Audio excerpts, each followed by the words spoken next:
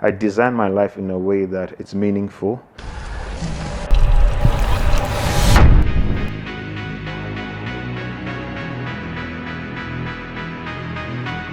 But now that I have 1052, I've resolved to spend the rest of my natural life helping people find meaning to theirs.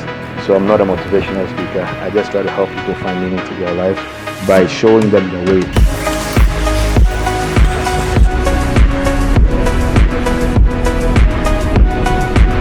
What am I living for? Come up with a plan.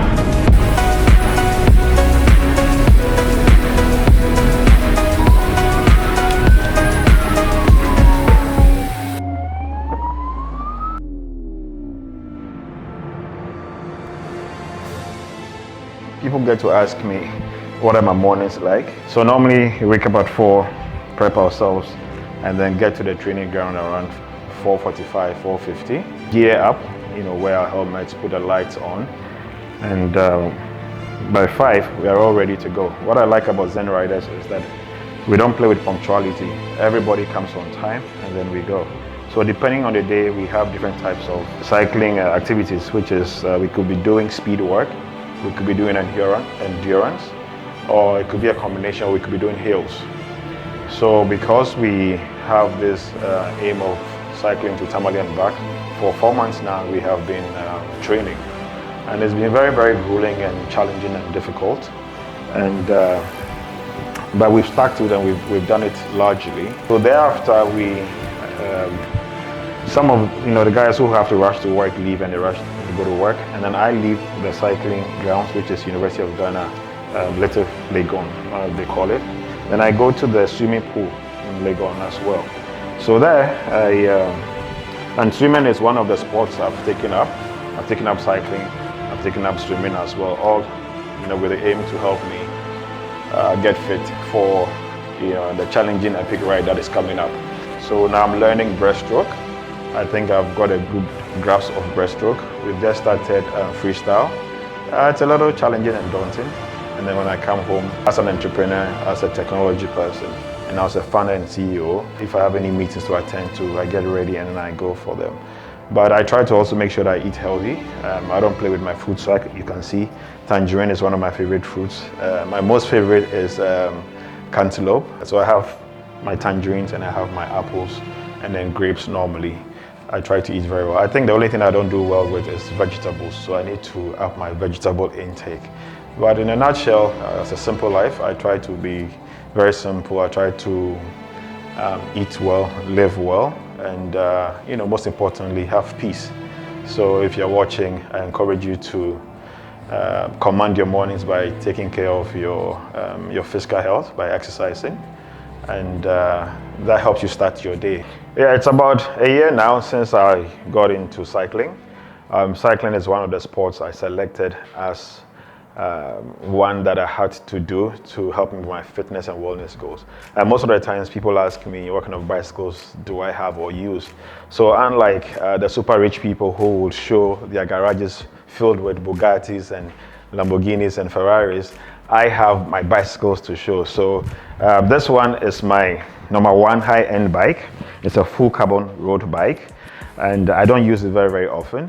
I use it only on special occasions where speed is required. Extremely light, very, very light. Then this one here is another special one. I use it only on Sundays. Just like how people will buy very expensive cars and put it in the garage and use them occasionally, I use this one only on Sundays. This is a handmade bicycle, Koga Miata. It's handmade, customized, and it's a vintage bicycle. This one is a between. It's also a road bike. This is my training bike I use almost every day. And it's called Genesis because it was the first bike that I got to start my cycling life. This one does the work, and it's treated me very, very well. And this one is a hybrid. It's a Trek. It's a mix between a road bike and a mountain bike. And I think it's one of the bikes that will be going to Tamale. This one is my mountain bike. It's a 29. It's a Riley. It's a special one from my coach, Isaac Shasha. I remember when he called me and said, Michael, I have a very beautiful bike for you, solid. And guys, This is just my small collection of bicycles. I love riding them, and because they give me so much peace.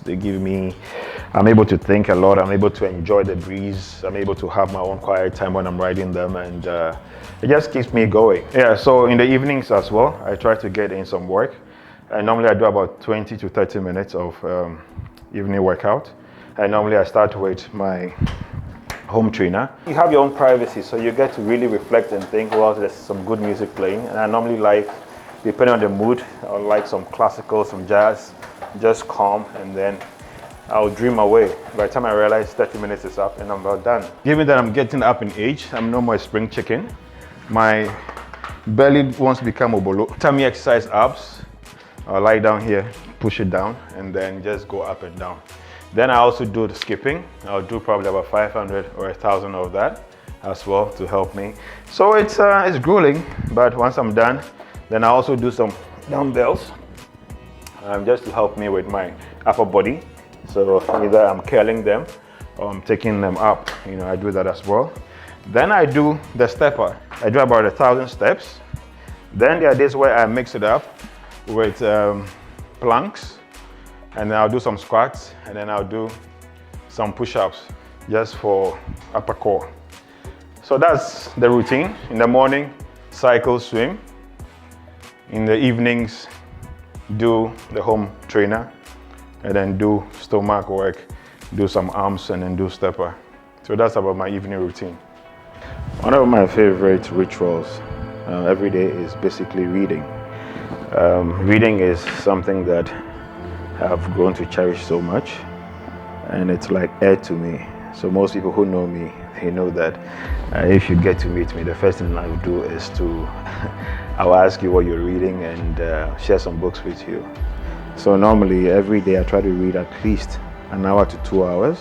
This is my most cherished device because it contains the knowledge that I seek. And my favorite book is Tuesdays with Murray. It's a book that significantly changed my life, and I highly recommend it to anybody who gets to watch this video. Tuesdays with Murray. It's a session between a student and a teacher, and it's a communication about life. And the more you read, you acquire knowledge. But where you want to be is you want to not just acquire knowledge, but you want to be very imaginative. And that is why I invest heavily in reading. So typically what I do is these 4 things. That's my physical health, my mental health, my spirituality, and my emotions. On a daily basis, I check them. So I'm an entrepreneur. I've been I've founded one of the leading fintech companies in Ghana for almost 20 years now, Cornet Limited. I actually have another sister company called Noxy, and this is geared towards artificial intelligence and analytics, using a lot of data analytics and artificial intelligence to provide solutions to consumers as well as enterprises. And by virtue of what I do, I like being in nature. So if some of you know that I also climbed Kilimanjaro last year, September 2022, I was able to summit Kilimanjaro successfully. I've done Afajatu 16 times in 18 months. So I design my life in a way that it's meaningful. But now that I have 1052, I've resolved to spend the rest of my natural life helping people find meaning to theirs. So you're going to hear people talk about the mental catalyst, and that is where, so people know me as the entrepreneur and the mental catalyst. So I'm not a motivational speaker. I just try to help people find meaning to their lives by showing them the way through what I do. So the things that I do, that I put out there on social media and all of that, is to just let people know that, look, it's possible. Watch me do it, and let's do it together. And today, we have the Mental Catalyst Club. We have the Zen Riders Cycling Club as well, for which people have come and they are part of it. And together, we are all elevating our lives. So guys, what is most important is command your morning and elevate your life. I've been seeking to understand the meaning of life and what life is about, and I've come to the point where I've realized that success and happiness in life is truly a choice. And I wanted to test this theory of mine. So I said to myself, I want to come up with a big, audacious goal, come up with a plan, and then, prepare for it and then execute. So I set the biggest goal that I could think of, which is to summit Kilimanjaro. But I wanted to take on a challenge that will make me proud, something that would answer a lot of questions about my character and who I am. It took me 10 months to prepare for it. I started by walking 10,000 steps a day, started climbing Ayemesa to Peduasi, then Ayemesa to Bri Botanical Gardens. Then I did Afajato. I took a whole week off to go live in the village, to climb Afajato 3 times a day. I walked to the waterfalls in between as well, and then hit Kilimanjaro. So I did Kilimanjaro, Machame route, 7 days, 6 nights, and I conquered it. So after conquering it, I realized that it taught me a lot of things. It taught me about perseverance. It taught me about patience. It taught me about strategy. It taught me a whole lot of things. So I ended up conquering myself, but not the mountain. So this time I said to myself, okay, if I have done it alone successfully, how do I bring other people on board to succeed with them? Because if I'm able to set up a big goal and we can succeed together, then it means that, look, we can truly transform our wealth, starting by transforming ourselves, and then transforming Ghana, and then transforming Africa, then the world at large. So I came up with another audacious goal, which is to cycle from Accra to Tamale and back in 10 days. Honestly, I don't even know where Tamale is. I know it's far away in the north somewhere, but not knowing is not what has scared me, because when Kennedy and the NASA people wanted to go to the moon, they don't even know where. They just know it's far away somewhere, in the sky, in the heavens, or whatever it is. But they had a dream, and then they were ready. They put in the time and they did it. So I said, you know what, I was going to ride to Tamale and back. Initially, it started off by just me. Then my good friend Julius joined, and then Anita joined, and then Weezy and Isaac, and then Enoch. So now we have 5 guys, everyday guys. Enoch is a security guard. I'm an entrepreneur. Julius is a music teacher, and Pius, who is an architect. Then you have Weezy and Isaac, Shasha, who are the coaches. So now we've been training for 4 months, and we're now fit. We are in the 4th month, and November 1st to November 11th, we are going to go to Tamale and back. And the reason why we are doing this is to let people know that, you can dream big, you can come up with a plan, and you can come, and then you have to prepare and then do it. And if you do that, you are truly going to be successful. And not only are we doing this to test ourselves and conquer ourselves, we are doing it to let the world at large know that, look, it is possible to dream and then succeed. And that is why we have come up with this crazy goal. Look, it's daunting. My parents are not happy about it. My loved ones are not happy about it, because there's a lot of risk. The roads are terrible. The vehicular traffic is crazy. The weather is going to be torturous. It's going to be scorching hot. There's a lot of risk, right? We know it. But here's the thing about life. You have to take risk. It's risk and reward, and we are willing to do it to get the message across. But this is where it even gets more interesting. We are doing this for mental health. We are doing this to create or raise awareness for mental health. So in the process of riding from Accra to Tamale, we're going to have the pre-ride activities, whereby we are talking to students, we're talking to institutions like police and prisons and all of that, as well as during the tour. As the mental catalyst, I'm also going to release 10 very powerful speeches that will seek to motivate and inspire people and highlight the need for us to live a purposeful life.